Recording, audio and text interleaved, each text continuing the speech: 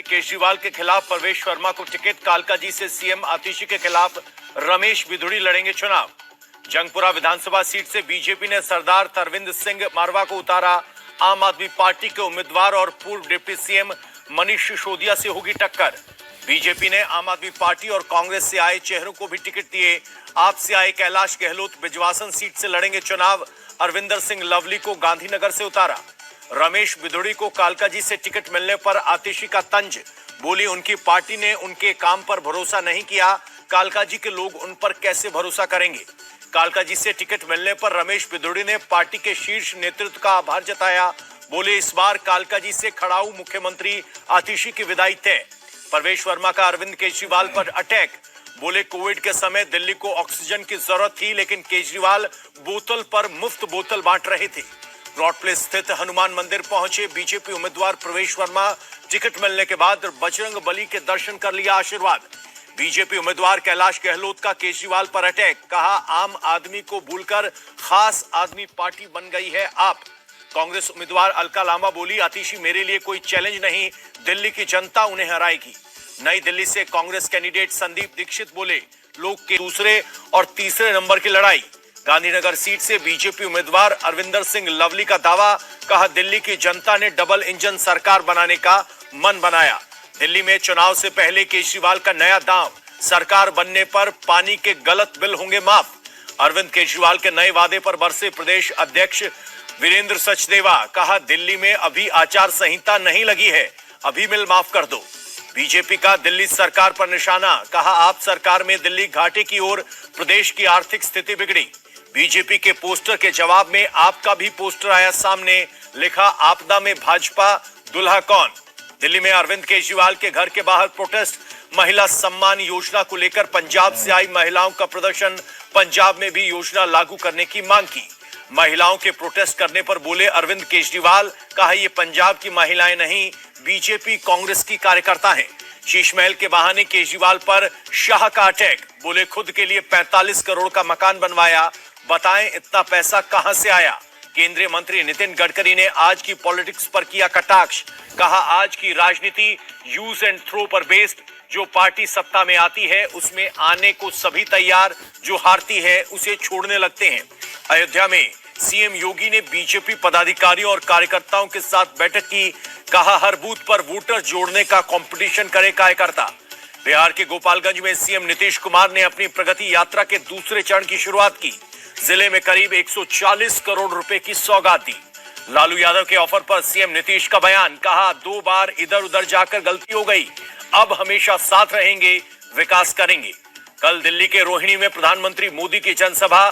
कई विकास परियोजनाओं का उद्घाटन और शिलान्यास करेंगे। दिल्ली के भारत मंडपम में ग्रामीण भारत महोत्सव का आयोजन। प्रधानमंत्री मोदी ने कलाकारों से किया संवाद। पीएम मोदी ने ग्रामीण अर्थव्यवस्था की मजबूती पर दिया जोर। कहा पीएम फसल बीमा योजना अवधि 1 साल के लिए और बढ़ाई गई। पीएम मोदी बोले दुनिया में डीएपी का दाम बढ़ रहा है, लेकिन हमने सब्सिडी बढ़ाकर डीएपी का दाम स्थिर रखा। मुंबई में सीएम देवेंद्र फडणवीस ने एमएमआरडीए अधिकारियों के साथ की बैठक। मेट्रो की सभी कामों को जल्द पूरा करने का दिया आदेश। उद्धव ठाकरे की सुरक्षा में होगा इजाफा। अब मातोश्री पर होगी निजी गार्ड्स की तैनाती। कल से 2 दिन पर भारत यात्रा पर रहेंगे अमेरिकी राष्ट्रीय सुरक्षा सलाहकार जेक सुल्लिवन। एनएसए अजित डोवल से करेंगे मुलाकात। अजमेर दरगाह पर चढ़ाई गई प्रधानमंत्री मोदी की भेजी चादर लेकर गए किरण रिजिजू। बोले ये देश की पुरानी परंपरा। पीएम मोदी पर असदुद्दीन ओवैसी का तंज। कहा चादर भेजने से अब कोई फायदा नहीं, जख्मों पर मरहम नहीं लगेगा। प्रधानमंत्री मोदी के बाद कांग्रेस की ओर से भी अजमेर भेजी गई चादर।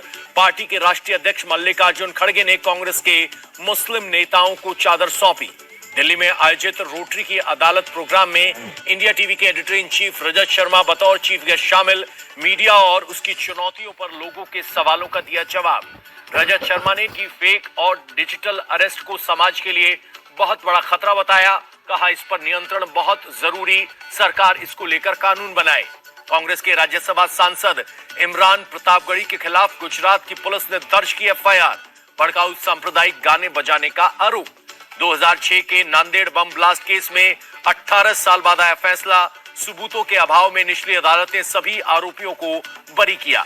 महाराष्ट्र की धर्मनगरी आलंदी से संत कृतज्ञता सम्मान कार्यक्रम, स्वामी गोविंद गिरी महाराज सहित कई मुख्य संत रहे मौजूद। सीएम देवेंद्र फडणवीस ने छत्रपति शिवाजी की पगड़ी पहनने से किया इनकार, कहा इस पगड़ी को पहनने का मान सिर्फ शिवाजी महाराज का। बीपीएससी छात्रों के समर्थन में अनशन पर बैठे प्रशांत किशोर का सीएम नीतीश कुमार पर टैग, कहा अहंकार से भरी है सरकार, स्टूडेंट्स की बात तक नहीं सुन रही। बिना नाम लिए पप्पू यादव और पीके पर जमकर बरसे तेजस्वी यादव, कहा कुछ लोग छात्रों के प्रदर्शन को कुचलने के लिए सरकार की बी टीम की तरह कर रहे हैं काम। प्रशांत किशोर पर बिहार बीजेपी अध्यक्ष का हमला, बोले वो राजनीतिक व्यवसायी हैं, जहां आग देखते हैं वहीं घी लेकर पहुंच जाते हैं। प्रोटेस्ट में वैनिटी वैन के इस्तेमाल पर जन सुराज की सफाई, कहा अनशन में बैठे लोगों के वॉशरूम जाने के लिए लगाई गई है वैन।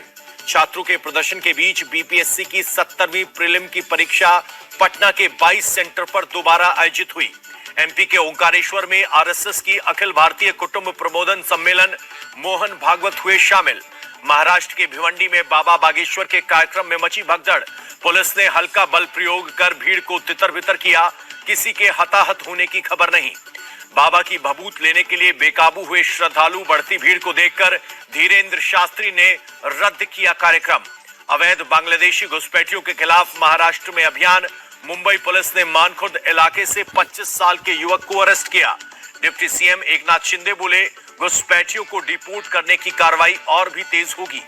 अलीमुद्दीन हक दिल्ली वक्फ बोर्ड के सीईओ होंगे, एलजी विनय सक्सेना ने नियुक्ति को दी मंजूरी। बीजापुर के पत्रकार मुकेश चंद्राकर मर्डर केस में 3 आरोपी गिरफ्तार,